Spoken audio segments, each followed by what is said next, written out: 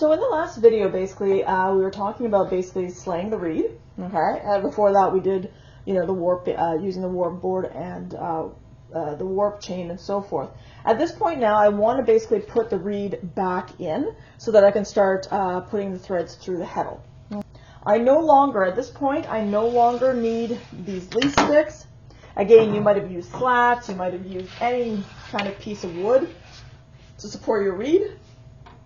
So this is no longer necessary, okay? So what I want to do is I want to put it back into the actual slot here. However, when I put it back, you'll notice that these knots here, I want them actually to face that way because I'm going to work from the back afterwards to start putting the start putting these through the heddles so that it goes towards the back. The chains at the very back, I'm actually going to bring forward so now that they're secured on this side, okay? So that I can slowly start moving that way. So basically I'm just going to flip it in such a way. All right, now I've never done this before, so bear with me here. Okay, there we go. I'll put this reed back in. There we go. Oh. All right. Oh, it's not working there. Okay, so I'm going to just pull these through here, just make it a little bit more taut for myself so I can see what the heck I'm doing. Yep. Yep. Okay, so then I'm going to tighten this. I've got my little screwdriver here. I'm going to tighten these so that I don't have to have a problem with it sliding. It looks like it's fairly centered. Okay. And again, if you need to shift it later on, of course you can shift it later on. Okay? So now what's going to happen here is that I'm going to untie these knots at the back. Remember we had done the chains? Now again, mine was so small, the chain was not really all that necessary. Okay? So let's try with one and see how that goes, because like, as I said, I'm used to actually there we go. Okay, so again, remember we were going, I'm just going to leave that on this side here. We were going to go on the right hand side, we were going to go on the left hand side, okay, and then through this original one, right, that I had made, I'm just going to put everything through, okay, and then I'm just going to tighten it, okay, and again, if I need to loosen it to allow myself more onto the back, then I'll do that again. So let's try that with the next one. I'm debating if I should let these hang or not because I've got 3 cats who will enjoy that to their heart's content. So let's try it again. All right, we'll do the next chain. All right, I'm going to take it this way. All right, going to go through the left-hand side. And as again, the chain, because it's meant to let go, it is letting go a little bit, which is not the end of the world for me. It's not very long. All right, then I'm going to go around onto the left-hand side. Okay, and then this first loop that I made, I'm just going to stick everything through there. Oh, there we go. Okay, and then I'm just going to tighten it. And I'm going to do that because I had 4 different chains there. I'm going to do that with the other portions as well. I think I'm going to leave these hang right now. The cats are upstairs napping, so I'm lucky. All right. Okay, so basically, I decided not to turn the actual loom around. When I take this reed and I kind of just move it out of the way, it looks like I've got enough room here. These harnesses actually do go up. Okay, so I put just a box of something underneath just to raise them up a little higher for me. Because it's still on a table that's usually taller than for me to be able to actually sit on, I'm actually doing this standing, which is fine for me because, again, I'm just, renting this for a short period of time. If I owned it, obviously, I'd get a proper height table for myself. But again, generally speaking, you could easily have sat at the back and gone all the way through. Now, again, if you're going to do that from the front, right, this would be harness number 1, 2, 3, 4, and so on. If you're from the back, you've got to remember that obviously, it's 8, 7, 6, 5, 4, and you're going backwards that way. So just keep that in mind. Now, I just counted actually the approximate amount of Heddles on each of these harnesses. It looks like there's about 100. Okay. Now the pattern that I'm doing, basically, it's from hand woven. Okay. Not sure. There we go.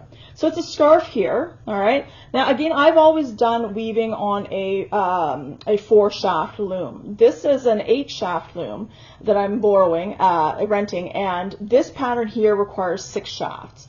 I just wanted to see what the difference was in terms of the experience of an 8-shaft loom, the experience also of a table loom, which I've never had as well. If, let's say, down the road I want to expand and get another loom or upgrade my loom or something like that, if I win the lottery, of course. Anyways, so because it's 100 here, now this pattern here from Hand Woven, this is from, it's the American Snowflake Scarf. It's from back in 2014, the May-June edition. Okay, so on their pattern, they were actually really good. I don't know if you can see that here. They were really good about pointing out the Heddle count. Okay, so it says, on shaft 1, I'm going to need 32, shaft 2 will need 40, and so on and so forth. Not every pattern necessarily does that, okay? So I'm lucky there. So if this has 100, for example, you'll notice that whenever you do with a harness, you don't want to have, let's say if I only need a 30, which is approximately this amount, like right here, and I have all the other Heddles here, it's going to cause the harness to be a little bit uneven, which is going to affect your tension. So you do want to have, an even amount on both sides. You don't have to be, particularly stressed about it. I'm just going to eyeball it. So this 5 looks a little skimpy here. So let me bring a few over onto the 5 side there. Okay, and then 6 looks a little bit on the skimpy side too, so I'm going to bring a few more on that side. Again, not the end of the world if it's not totally balanced, it's just that you want it to have a little bit more so. Okay, and again, keep in mind, like a bunch of these will be obviously in the middle section. You can, if you want to prevent these from kind of coming out, you could potentially, tie with a string or something like that before you obviously do the weaving. You'd have to take that off, or put some sort of clip that prevents them from constantly moving. I know on my floor loom, these are really nice Heddles. I've never used these Heddles before. I believe these are inserted eye Heddles. Okay, I'm not sure if you can see that there. Here, if I put like that. Okay, mine are the very thin metal, very kind of thin twisted kind of metal, the one that you get with your basic machine, basically a basic loom. These ones look like for sure they're upgraded, the upgraded ones, which are really, really nice. So we'll see whether or not that works. Okay, so let's start. I have in a previous video, I've shown how I simplify the different types of patterns that I use. Okay, so I've got the basic information from the actual pattern, the threading that they showed. Okay, so in this pattern, the threading is basically right here. Okay, but there's a bunch of repeats that I know I'm going to forget. Okay, and then you've got the treadling pattern here with repeats again that I know I'm going to forget. Okay, so basically what I've done here, we're just going to work on the threading part for now, is that I've basically said, okay, I got to have my floating selvage hanging off the back beam. I highlight that because I always forget to hang that off the back beam. I always somehow incorporate that. Okay, then you've got, basically I'm going to use, harness 6, 5, 4, 3, 2, 1. And then I'm going to put a check mark that that's done. And then I'm going to go to this line and so forth, just to keep myself in check there. And then it just keeps going on, right? And so it says I need to repeat it 3 times. This is the first repeat, my second repeat, my third repeat, basically going there. Okay. And then I've got to have my floating selvage off the back beam when I get to the end as well. So this should be if I counted correctly, it should be 209. So let's get started on the threading part. I'm going to show you just the first few. I'm not going to obviously thread everything in front of you there. Okay. So what I'm going to do here is I can see my first bunches here. I'm going to take basically my first bunch with the slip knot. I know it's not going to go any further because again, we have tied it off onto the actual, if we take a look here, there we go. We know that it's not going to go any further because we've tied them off, okay? Now, if I think it's not going to be long enough, then it's possible it may not be long enough, okay? If I'm worried about that, and I think I might, what I might do is are they all like that? Oop. Let's take a look. Oop. Yeah, so maybe I might actually undo the knots and just let them go a little bit further so that there's no worries about sliding it in. So let's take a look at the first. Okay. Now remember that with each of these there were two threads in each of the dents for this particular one. Okay. So it says to me that, oh, let me first go back and take a look. There we go. So I need the first one to be the floating selvage. Okay, so I'm going to take that end one. Remember, a floating selvage goes through a dent. It does not go through the heddle. So I'm just basically going to just let it hang right there. Okay. The next one basically is 6, 5, 4, 3, 2, 1. So that's what I want to do. So I need to count, because I'm only used to 4 heddles here. So I need to count 1, 2, 3, 4, 5, 6.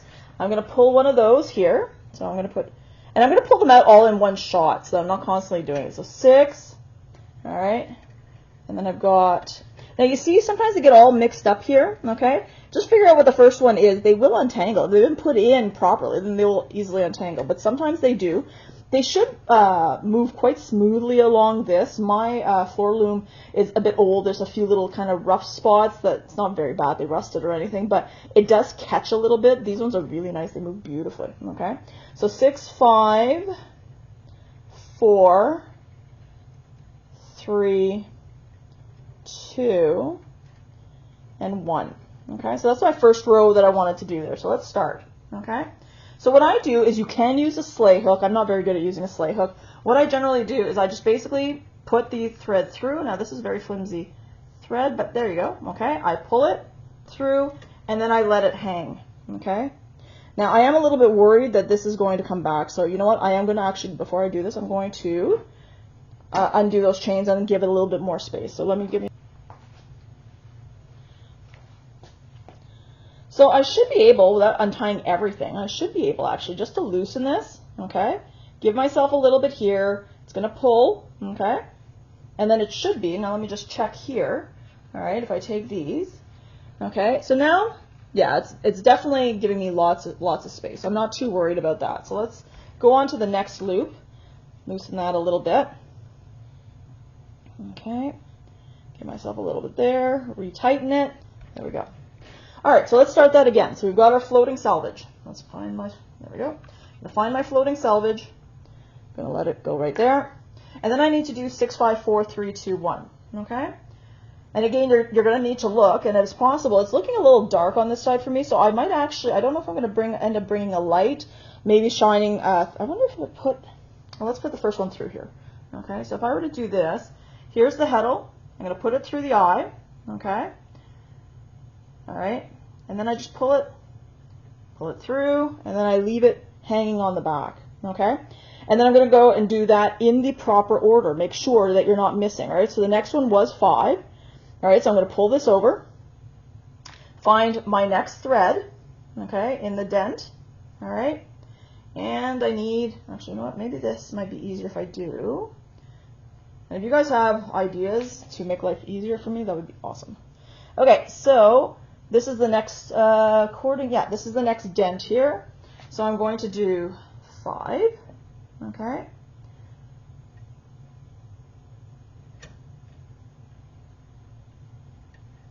All right, and just kind of throw that through.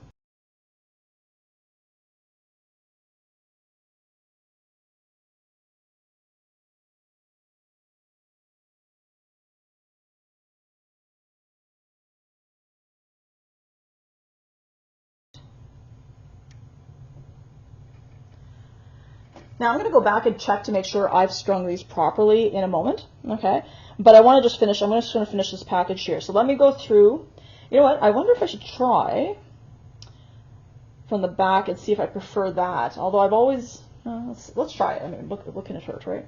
All right, so I'm going to pull this through, okay? And then basically, let's try for the back, all right? So again, if I'm going from the back, all right, I've got to keep in mind that now I'm going backwards, right? So I don't need these two, I'm not using, right? So 6, 5, 4, 3, 2, 1. All right. So the next bunch that I need to do says the first one is 4. So I've got to find out, let's see which one's, I don't know that it's as easy to see it from this side with the dent as to which one's next, okay? Oh, actually, you know what I'm going to do? I want to pull out those ones first, right? So I'm going to do 4, so 1, 2, 3, 4, right? Pull one of those out. Pull one of the number 2 one out. The number 5 one out. And then 3, so that'll be 1, 2, 3 is here. 3, and then 6. So that'd be 1, 2, 3, 4, 6. So 6. Okay? So let's try it this way. I don't think I'm going to like this way, but let's try it. Can't hurt. All right? Actually, I'm going to pull this onto this side here. Okay? All right, so I've got, if I look through, this is my next one. Okay? And so same thing. Okay? I can just do this. See, again, this doesn't seem natural to me because obviously being right-handed, I'd be going in the opposite direction, not going this way. Okay, so here is my 4. Okay, the next one needs to be 2. So again, I'm going to look through to see which one is my dent. There we go. Okay, the next one needs to be 2. So I'm going to do it this way here.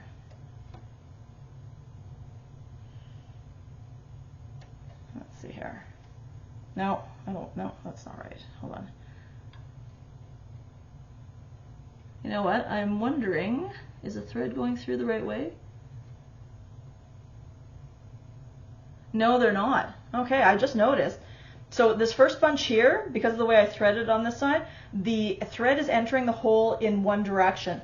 This way they're entering in a different direction. I'm guessing that's going to have some sort of difference. I don't know what that is, okay?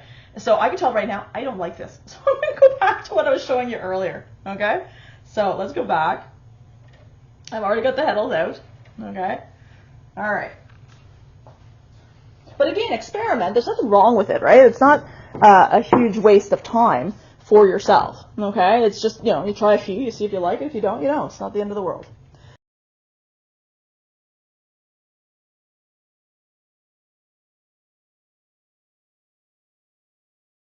Okay, and then we've got, I need to do 4, 2, 5.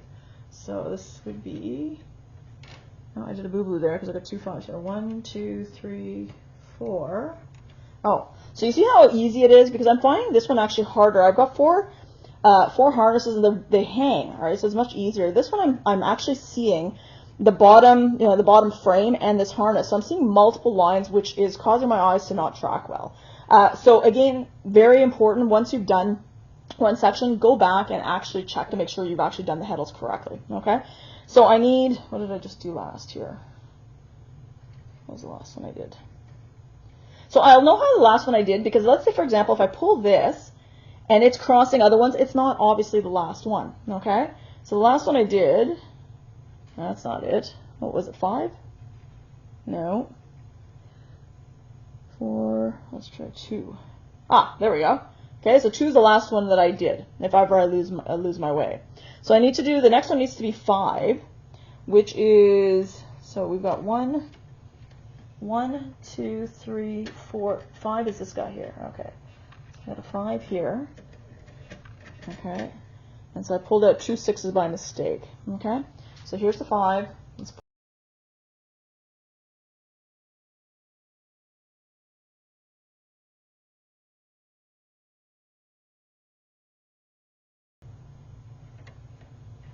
okay, I'm going to finish up this little bunch and then I'm going to come back and show you after that what I do.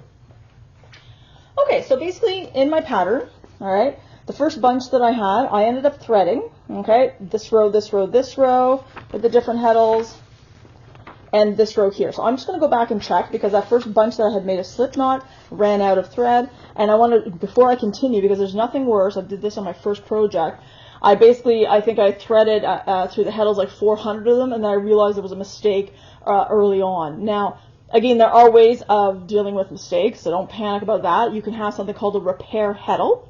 Okay, a repair Heddle basically, it looks something similar to this, but there's a slot at the top of the bottom that allows you to kind of just slip it in and clip it in so you can put it where it's missing. Okay, sometimes, unfortunately, sometimes there's maybe 2 things that are crossed. Doesn't affect anything. You're just going to, literally uncross those 2, put it through, That's great. The problem is when you have no way of fixing it and you are pulling things out, you will cry. I have done it, okay? But again, by doing this method, I have never had that issue afterwards, which I really like, okay? So what I'm going to do is I'm going to pull these guys back, all right? And then basically I'm going to, before I tie it off in the back, okay, I want to go through and I want to verify that all of them are actually in the correct order. Okay, so the first one we've got down here, okay, is basically my floating selvage. All right, let's see if we can see that a little bit better. There we go. Okay, so you got the floating selvage there. I've got that. Then I've got 6, 5, 4, 3, 2, 1. So let's take a look. Is this number 6? Okay, now again 1, 2, 3, 4, 5, 6. Yes, 6. All right, this one 5. This one should be 4. Okay. Then I've got, the next one should be 3. And where I'm looking to verify whether it's correct is I'm looking where down here, okay, oh, which you can't see. All right, let's see here. I'm looking down here where the bottom of the heddle is, right? So basically I can tell which harness it happens to be on, okay? So we're at 3. The next one should be 2. Okay, 2, and that's correct. And then there should be 1. So far, these are all correct. Great. Okay, now the next one should be 4. So let's go to this one here. That's the next one. That is on, yeah, that's harness 4. The next one is 2. So this is it here, 2. Okay, then we have 5, which is that 5? 1, 2, 3, 4, yeah, 5. And then we've got 3, and then we've got a 6, which again is showing me, okay, they're all pulling away properly. They're not carrying another thread. As soon as it carries another thread, I know I made a boo-boo somewhere, okay? So now that I know that this chunk is correct, what I'm going to do is I'm going to go to the back, all right? I'm going to kind of comb out the threads, all right? And then I'm going to make a slip knot. Remember, a slip knot, I twisted my hand, okay? I did have a video on this if you need to look at it, all right? I'm going to basically pull through, all right, to make a loop. And then this will easily slip out later on. But for now, if something were to happen, I were to hit this, everything doesn't come right out of the heddles. It's going to be stuck, thank goodness. Okay? Now, to also check, to let myself know that I checked that these are correct, okay, what I'm going to do is put a little tie here. I'll take these ties out afterwards when I'm actually doing the thing. But I know that these have been checked. I don't need to check them again, basically. Okay? What I can also do, all right, is I can put right here, because this is the last one of section 1, I could potentially put a little marker for myself right here. And that tells me that's the end of bunch 1. And then continue doing and go through all of these and then basically put my check marks where the next bunch finishes, put a little line, so I know that if there's a mistake somewhere, I don't have to necessarily follow this whole pattern all the way through. I can figure out, oh, okay, it's, you know, this one, this many in or something like that. Okay? Well, I hope that helps, and have yourself a great day.